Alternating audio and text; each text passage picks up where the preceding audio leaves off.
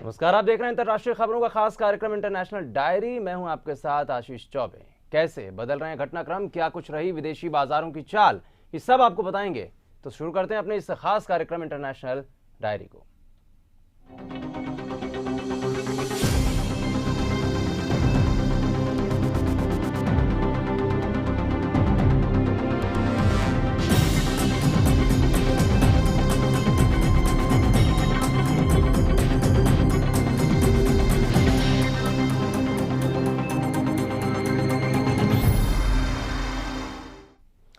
तो अमेरिकी राष्ट्रपति बराक हुसैन ओबामा के लिए 2012 में होने वाले राष्ट्रपति पद के चुनाव की राह आसान नहीं दिखाई दे रही है। समाचार एजेंसी सिन्हुआ के मुताबिक दुनिया भर में जनमत सर्वेक्षण कराने वाले गैलप संगठन की शाखा गैलप पोल ने इस बात के संकेत दिए हैं।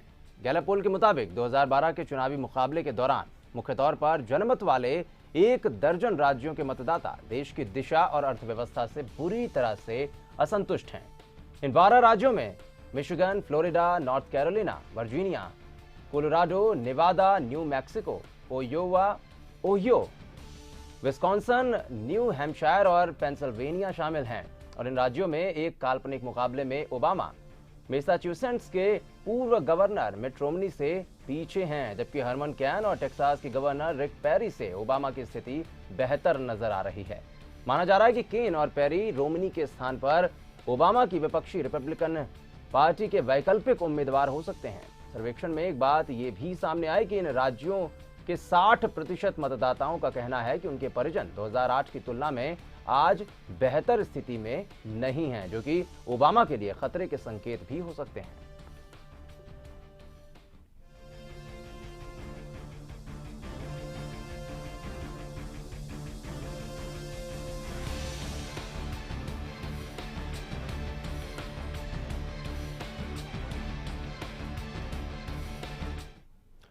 और भारत अब भी MFN यानी कि मोस्ट फेवर्ड नेशन है, ये कहना है पाकिस्तान की विदेश मंत्री हिना रब्बानी खार का। पाकिस्तानी विदेश मंत्री ने बताया कि भारत को सर्वाधिक तरजीह राष्ट्र का दर्जा देने के मुद्दे पर इस्लामाबाद पीछे नहीं हटा है। उन्होंने कहा कि दोनों देशों के अधिकारी द्विपक्षीय व्यापारिक संबंध को सामान्य करने के तरीके ढूंढ निकालेंगे।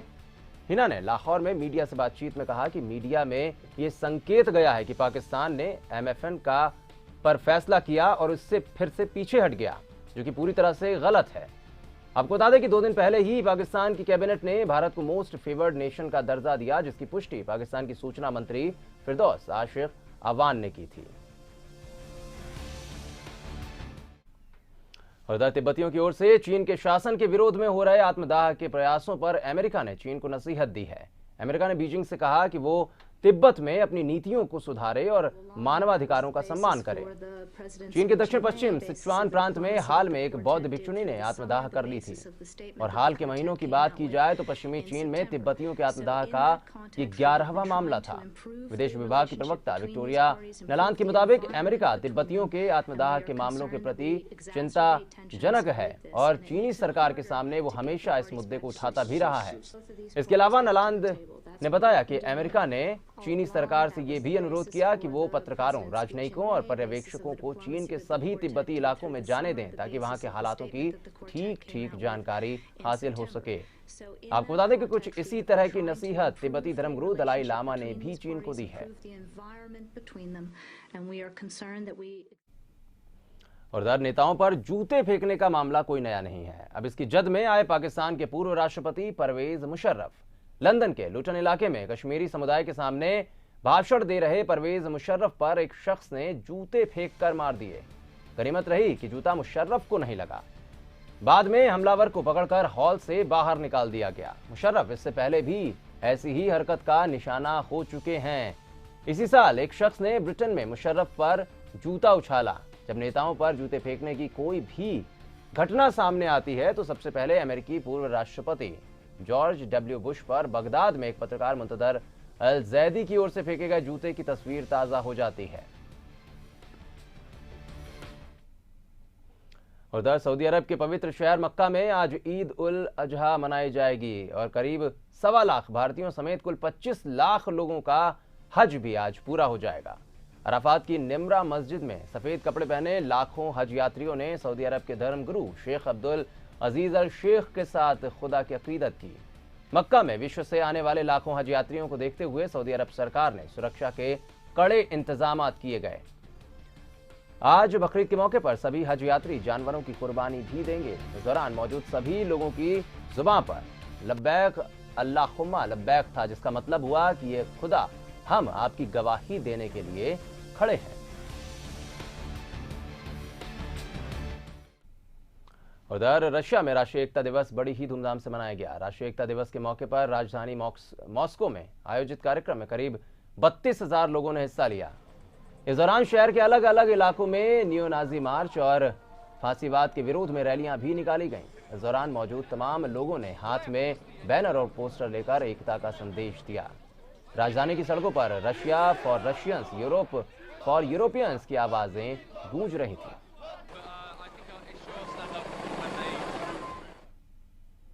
उधर पूर्वोत्तर कोलंबिया में भारी बारिश के कारण हुए भूस्खलन के कारण करीब 14 लोगों की मौत हो गई है और दर्जनों लोग अब भी लापता बताए जा रहे हैं। रेड क्रॉस सोसाइटी की ओर से दी गई जानकारी के मुताबिक कॉल्डस में मनीजा लेस में भूस्खलन में 14 से ज्यादा घर दब गए। बचाव कर्मियों को 14 शव मिले और अब भी 60 लोगों के लापता होने की आशंका जाहिर की जा रही है। कालदास में आपातकालीन सेवाओं के निदेशक सांद्रा लोपेज ने बताया कि बीती रात हुई बारिश के चलते इलाके में पानी भर गया, जिसके कारण पहाड़ का एक हिस्सा घरों पर जा गिरा। उधर मेट्रो ट्रेन में बेशक लोग सफर करते हों, लेकिन दक्षिण अफ्रीका में इसका इस्तेमाल दूसरे काम के लिए भी किया जा रहा है। दक्षिण अफ्रीका में जलवायु परिवर्तन से निपटने के लिए कचरा फेंकने के लिए ट्रकों की जगह मेट्रो ट्रेन का इस्तेमाल किया जा रहा है। नगरपालिका अधिकारी एंडल पानी के मुताबिक ईस्ट लंदन मेट्रो धरती के बढ़ते तापमान और जलवायु परिवर्तन पर अपना प्रभाव कम करने के लिए कड़ी मेहनत कर रहा है। सरकारी समाचार एजेंसी बुआ न्यूज के मुताबिक हाल ही में मेट्रो ट्रेन प्राधिकरण, राष्ट्रीय पर्यावरण विभाग और दक्षिण अफ्रीकी स्थानीय सरकारी समिति की ओर से संयुक्त रूप से आयोजित एक कार्यशाला में अधिकारियों ने जलवायु परिवर्तन से निपटने के तरीकों पर विचार विमर्श किया।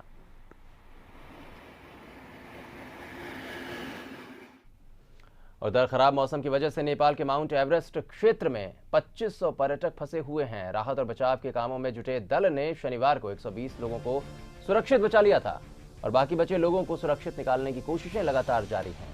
बताया जा रहा है कि ये सभी लोग लूकला पड़ाव पर फंसे हुए हैं। नेपाली सेना के प्रवक्ता रामिंदर छेत्री का कहना है कि लूकला में फंसे लोगों में सबसे ज्यादा अमेरिका, ब्रिटेन और जर्मनी की पर्यटक हैं। इसके अलावा रामिंदर छेत्री ने बताया कि खराब मौसम के कारण पर्यटकों को वहां से वापस लाने के लिए बड़े विमान का इस्तेमाल वहां पर मुश्किल हो रहा है। आपको बता दें कि ट्रैकिंग पर निकले ये पर्यटक पिछले 6 दिनों से फंसे हुए हैं और सबसे खास बात यह कि वहां के हालात अब और ज्यादा खराब होते जा रहे हैं। फंसे हुए तमाम लोगों के लिए भोजन और स्वास्थ्य संबंधी सामानों की कमी होती जा रही है, इसलिए जल्द से जल्द सभी फंसे हुए लोगों को वहां से निकालने की कवायद जारी है।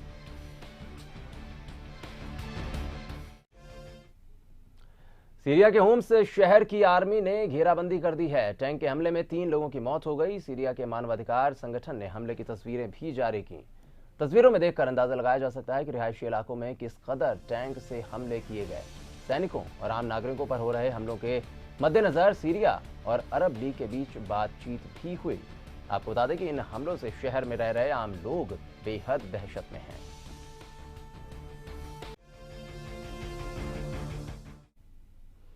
तो लंदन के समरसेट में एक बड़ा सड़क हादसा हो गया, जिसमें 16 लोगों की जान चले गई। मोटरवे 5 पर हुए इस हादसे में कोहरे के कारण 27 गाड़ियां एक साथ आपस में टकरा गईं। टॉन्टन के पास हुई इस दुर्घटना में 23 कारें और वैन और 4 लॉरी एक के ऊपर एक चढ़ती चली गईं।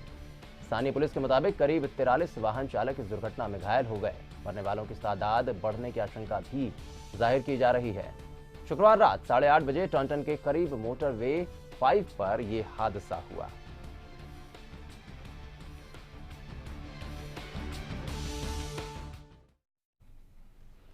और इटली के बंदरगाह शहर जिनोवा में बाढ़ से हालात और ज्यादा खराब हो गए हैं। लगातार बारिश और 2 नदियों के तटबंध टूटने से शहर में पानी घुस आया है।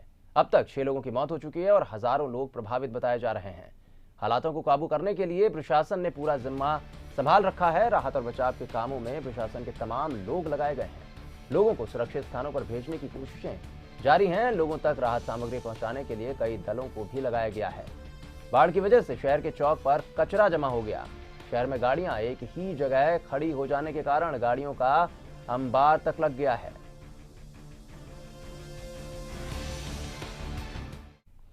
और हफ्ते के अंतिम कारोबारी दिन अमेरिकी बाजारों में दिन भर उतार चढ़ाव के बाद गिरावट देखने को मिली। यूरोप के कर्ज संकट की वजह से बाजार पर दबाव बना रहा। डाउ जोन्स, नैस्डैक और S&P 500 0.5% की गिरावट के साथ बंद हुए।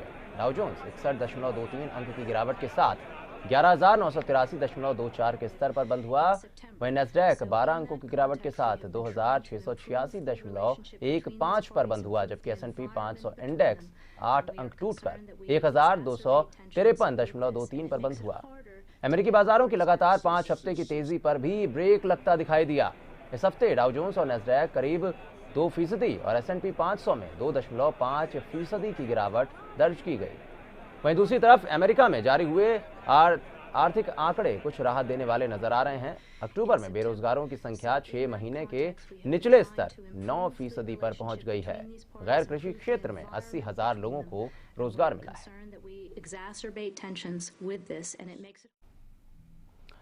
और अब हर बार की तरह आपको दिखाते हैं एक हंसाने और गुदगुदाने वाला फनी वीडियो।